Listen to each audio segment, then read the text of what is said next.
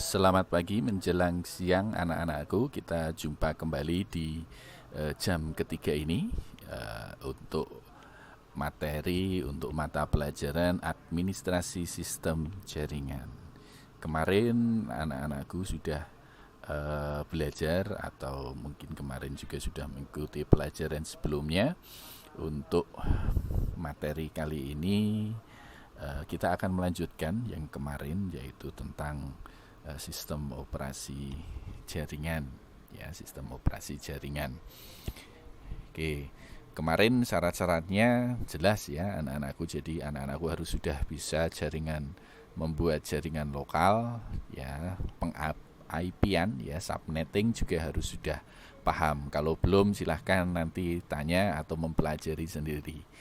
Kalau tidak bisa mempelajari sendiri, nanti bisa japri saya, nanti akan saya jadwalkan pertemuan dengan anakku, ya, di sekolah, tetapi tidak semua, ya, nanti akan saya jadwalkan. Oke, anak-anakku, ya, kita akan mengenal jenis-jenis sistem operasi jaringan, ya, jenis-jenis sistem operasi jaringan. Ya, di sini yang A berdasarkan fungsinya. Nah, berdasarkan fungsinya, sistem operasi jaringan ada dua, yaitu untuk klien dan untuk server. Kalau untuk klien sebenarnya lebih kepada sistem operasi biasa, ya, biasanya yang kita pakai. Biasanya kita menggunakan Windows, nah itu biasanya untuk klien. Tetapi sistem operasi jaringan hampir semuanya bisa digunakan untuk klien juga. Jadi tidak terbatas, ya. Jadi kalau di Windows yang kalian gunakan Windows 7 itu mungkin bukan sistem operasi jaringan, cuman sistem operasi untuk klien. Tetapi kalau sistem operasi jaringan itu bisa untuk klien, bisa juga untuk server. Contohnya kalau sistem operasi untuk jaringan yang berfungsi untuk server itu adalah Debian, ya, CentOS, ya, dan lain sebagainya, dan masih banyak lagi. Itu berdasarkan fungsinya. Kemudian sistem operasi jaringan berdasarkan skala itu dibagi menjadi 6, ya, yaitu yang pertama adalah PAN. PAN itu adalah Personal Area Network, ya. Kemudian ada CAN, ya, CAN itu Campus Area Network. Kemudian yang ketiga LAN, Local Area Network. Kemudian MAN, ya, Metropolitan Area Network. Kemudian WAN, Wide Area Network. Dan GAN, GAN itu Global Area Network. Itu berdasarkan skala, jadi berdasarkan apa istilahnya, jadi seberapa besar kemampuannya, ya, skala untuk cakupannya, ya. Kalau global itu berarti di seluruh dunia, ya. Kalau WAN itu misalnya hanya untuk antar negara. Nah, ini berdasarkan skalanya. Oke, kemudian metode dan jenis perangkat dalam instalasi sistem operasi jaringan. Yang pertama kita akan mengenal metode instalasi sistem operasi jaringan. Ya, untuk instalasi, ya, saya harapkan semuanya sudah bisa. Hampir sama seperti kita menginstal sistem operasi yang bukan jaringan, kayak Windows, gitu ya, kemudian Linux, itu hampir sama instalasinya, sama dengan Windows. Kita tinggal mengikuti perintah saja. Di sini ada metodenya. Yang pertama, instalasi baru. Nah, instalasi baru itu kalau kita mau nginstal sistem operasi jaringan yang benar-benar baru akan kita install di sebuah komputer. Jadi di komputer itu tidak ada sistem operasinya, jadi kita instalasi baru.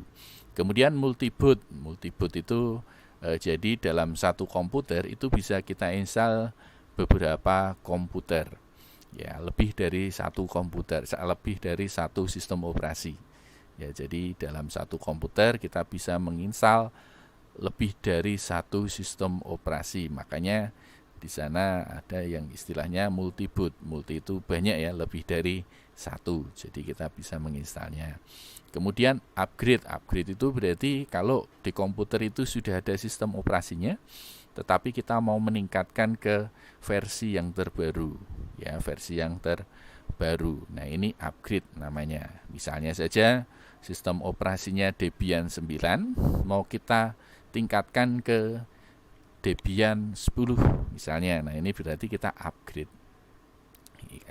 Oke, kemudian yang keempat, virtualisasi. Nah, virtualisasi itu berarti nanti kita membuat dalam satu komputer, kita install dulu sistem operasinya. Nah, kita install dulu sistem operasinya. Kemudian di dalam sistem operasi itu kita install sistem operasi yang lain. Ya, bisa 2 atau 3 ataupun 1. Jadi kita virtualkan. Jadi dalam sistem operasi ada sistem operasi juga. Tentu saja ini menggunakan software ya, atau menggunakan sistem operasi virtualisasi. Oke, itu metode untuk instalasi sistem operasi jaringan. Kemudian spesifikasi perangkat instalasi sistem operasi jaringan. Yang pertama adalah spesifikasi perangkat kerasnya. Ya, perangkat keras. Tentu saja anak-anakku harusnya sudah mengenal perangkat keras komputer ya. Di sana ada prosesor, ada motherboard, ada RAM dan lain sebagainya. Nah, di sini yang kita bahas yang pertama adalah RAM.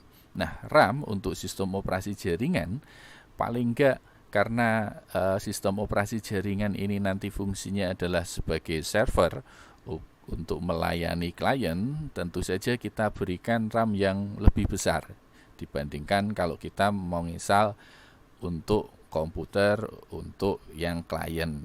Ya, kalau klien mungkin tidak butuh RAM besar karena hanya satu klien saja atau satu orang atau satu pengguna yang menggunakan. Tetapi kalau untuk komputer server, ya RAM sangat dibutuhkan.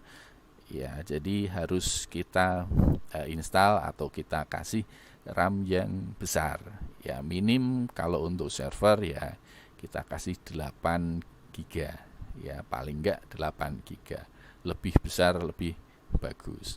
Kemudian media storage. Media storage itu adalah tempat menyimpan datanya. Nah, di sini tempat menyimpan data kita bisa menggunakan harddisk khusus memang untuk server ya, atau harddisk yang kecepatannya lebih tinggi dibandingkan dengan harddisk yang biasanya kita pakai. Biasanya kita menggunakan SATA atau PATA itu ya, tetapi itu bukan untuk server sebenarnya, bukan untuk sistem operasi jaringan ya, tapi untuk workstation atau untuk klien. Nah, kalau untuk server biasanya kita bisa menggunakan jenis SSD gitu ya, atau SCSI, tetapi memang harganya lebih mahal.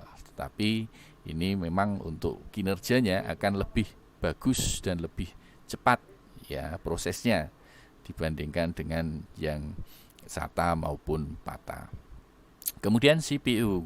CPU itu sebenarnya untuk komputer server atau untuk sistem operasi jaringan itu ada tersendiri.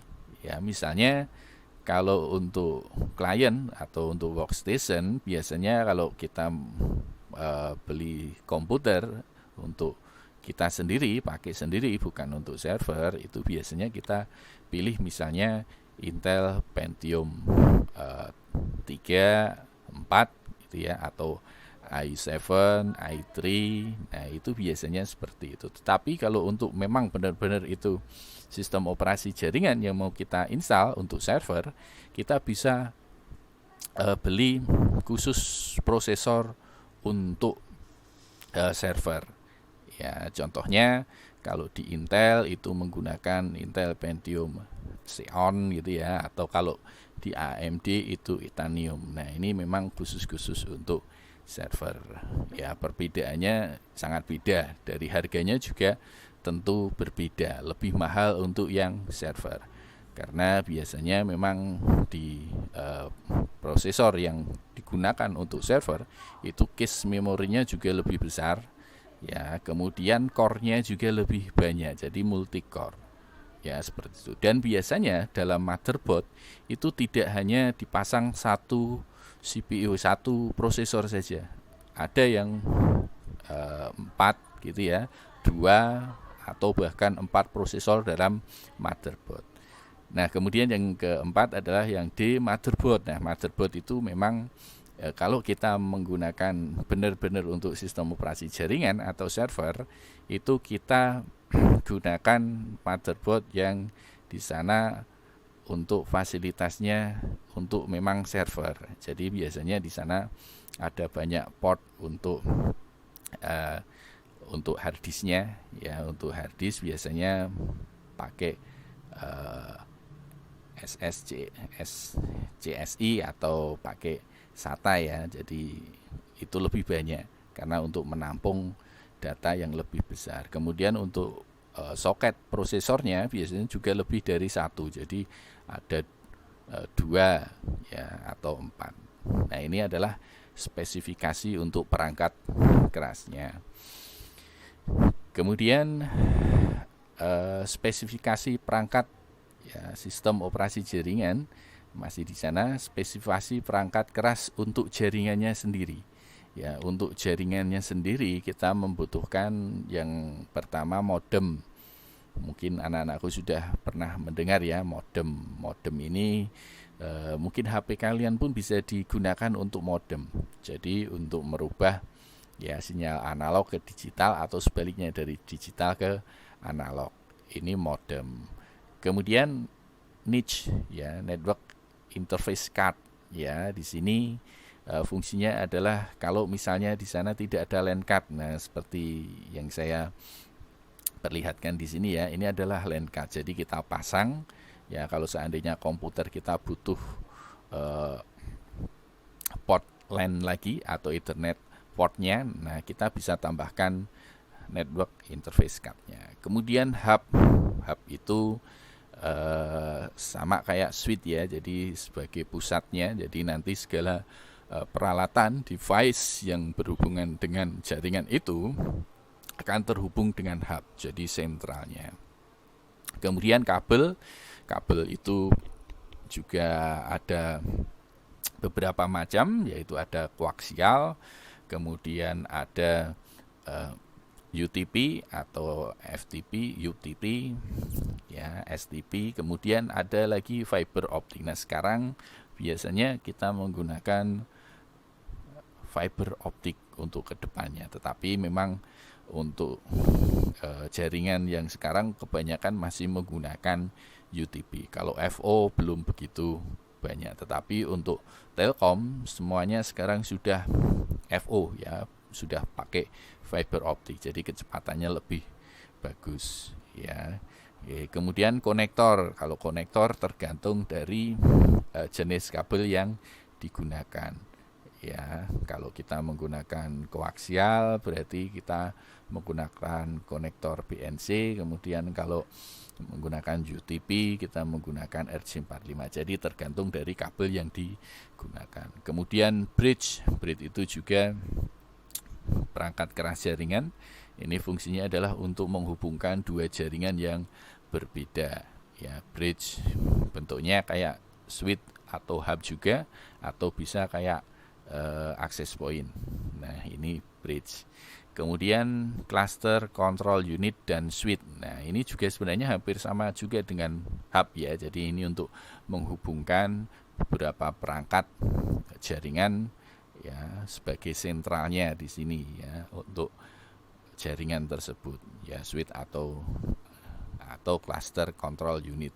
Kemudian front end processor. Nah, ini biasanya untuk sebagai input dan output, ya, ke host, ya, alat input output ke hostnya, seperti itu. Ini adalah spesifikasi perangkat keras jaringannya. Jadi memang untuk jaringannya, dan ada masih banyak yang lain. Kemudian spesifikasi perangkat lunaknya. Tadi kan perangkat kerasnya, sekarang untuk perangkat lunak. Perangkat lunaknya berarti yang pertama ada sistem operasi. Nah, kita bisa menggunakan sistem operasi yang berbayar ataupun yang gratis. Kalau berbayar tentu saja kita misalnya Windows Server itu, ya, itu jelas berbayar, harus membayar. Kemudian kalau misalnya mau yang sedikit gratis gitu, ya, yang gratis, kita bisa menggunakan Linux, ya, Debian, CentOS, ya, FreeBSD, OpenBSD dan lain sebagainya. Jadi banyak yang free sebenarnya ya, tapi ada juga yang free tapi tidak full. Kalau mau full kita harus membayar, itu juga ada ya. Itu sistem operasi dan kita nanti akan menggunakan Debian ya, Debian untuk sistem operasi jaringannya. Kita akan belajar untuk Debiannya. Kemudian remote server. Nah, untuk remote server biasanya kita menggunakan SSH ya. Jadi kalau server itu biasanya kita untuk konfigurasi kita tidak langsung ke servernya, tetapi biasanya di remote. Kita bisa nge-remote sebenarnya dengan HP juga ya, jadi dimanapun kapanpun kita bisa meremote ya, meremote server ya. Jadi kita tidak perlu ke tempat server langsung, tetapi kita bisa di tempat yang lain. Mungkin misalnya saja servernya di sekolah, anak-anakku bisa mengremote ya, bisa mengkonfigurasinya di rumah. Nah, ini bisa seperti itu ya. Kemudian NTP server ya, NTP server ini juga butuh nanti ya, digunakan ya untuk waktu ya, pemwaktuannya biar sama. Kemudian Samba server. Nah, Samba server ini nanti digunakan untuk sharing data. Kemudian DHCP server ya untuk pengalamatan IP biar dinamik ya, jadi biar otomatis. Kemudian DNS server ini adalah domain name server ya. Kemudian web server. Web server itu berarti nanti perangkat yang digunakan untuk mengelola web atau situs. Nah, ini adalah spesifikasi perangkat lunaknya. Nah, di sini nanti kalau kita menggunakan komputer kita sebagai server, ya misalnya Debian, kita harus install perangkat lunaknya. Ya, perangkat lunak misalnya komputer itu mau kita gunakan untuk apa? Misalnya komputer itu kita gunakan sebagai web server misalnya. Nah, berarti kita harus menginstal software web server. Ya, softwarenya itu banyak ya untuk web server, misalnya Apache, kemudian Engine. Nah, itu adalah perangkat lunak atau software untuk membuat web server. DNS misalnya, nah DNS server kita bisa menggunakan Bind ya, Bind yang ke-9 misalnya. Nah, itu. Ya, kita tinggal nginstal aplikasinya di sistem operasi yang kita install. Nah, ini adalah spesifikasi untuk perangkat lunak atau software. Kemudian memilih sistem operasi jaringan. Oke, untuk memilih sistem operasi jaringan itu tentu saja disesuaikan dengan kebutuhan dan budget kita. Kalau misalnya mau yang harga itu tidak masalah, kita bisa menggunakan Windows ya, Windows Server ya, Windows Server 2018 misalnya atau yang lainnya. Tetapi memang harus bayar ya, berbayar. Ya, tetapi kalau budget kita itu tidak begitu besar, kita bisa menggunakan sistem operasi jaringan yang free atau gratis. Ya, misalnya Linux ya, Linux bisa Debian, ya bisa CentOS, ya bisa Ubuntu dan lain sebagainya. Nah, itu sistem operasi itu bisa kita download kemudian kita install. Ya, nah setelah kita install baru kita mau gunakan untuk apa. Ya, kalau mau digunakan untuk web server ya berarti kita harus install aplikasi untuk web servernya. Ya, seperti itu. Nah, tujuan jaringan komputer itu apa? Ya, dulu mungkin sudah dijelaskan ya. Tujuannya adalah yang pertama sarana berbagi sumber daya. Ya, sumber daya itu misalnya ada printer satu digunakan bersama-sama atau hanya ada satu CD-ROM atau DVD-ROM. Nah, ini bisa digunakan bareng-bareng. Nah, itu berbagi sumber daya. Kita bisa berbagi juga untuk media penyimpanan misalnya. Media penyimpanan hard disk kita buat kita jadikan satu untuk nyimpannya biar untuk pengelolaannya lebih enak. Nah, ini bisa kita gunakan juga. Kemudian sarana komunikasi. Oke, kalau kalian pasti sudah tidak asing lagi dengan komunikasi di jaringan komputer ya, atau internet lah. Nah, itu hampir sama sebenarnya ya. Kita bisa kalau komputer itu sudah terhubung, kita bisa berkomunikasi melalui jaringan, melalui komputer yang terhubung dengan jaringan tersebut.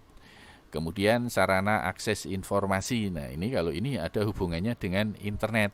Ya, kalau terhubung dengan internet tentu saja kita bisa mengakses segala macam informasi. Ya, ini sebagai sarana informasi. Jadi sebenarnya tidak ada lagi kata-kata untuk tidak bisa belajar. Dimanapun, kapanpun anak-anakku bisa belajar. Dan jangan hanya mengharapkan pembelajaran dari sekolah. Kalau anak-anakku mau lebih maju, ya lebih pintar, silahkan cari informasi sebanyak-banyaknya di internet. Ya, kemudian silahkan dipraktekkan. Itu lebih bagus dan lebih kreatif, dan itu yang diharapkan adalah seperti itu. Jadi anak-anakku lebih kreatif, lebih aktif. Jangan cuman mengharapkan. Ya, seperti itu. Oke, itu untuk memilih sistem operasi jaringan. Kemudian tujuan jaringan juga anak-anakku sudah tentu saja sudah tahulah ya, sudah mengetahuinya. Oke.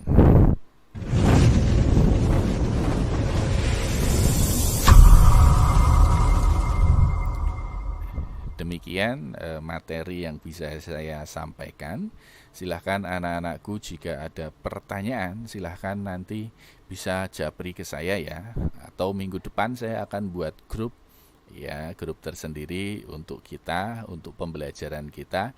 Jadi nanti biar kita lebih interaktif ya, saat pembelajaran nanti dibuka, siapapun boleh bertanya, boleh mengungkapkan pendapatnya di sana dengan bijaksana ya, dengan aturan-aturan yang mungkin kita sepakati bersama ya. Nanti kita akan belajar agar ada interaksi antara saya dengan anak-anakku, dan saya harapkan anak-anakku belajar jangan hanya mengharapkan pembelajaran dari Bapak Ibu guru.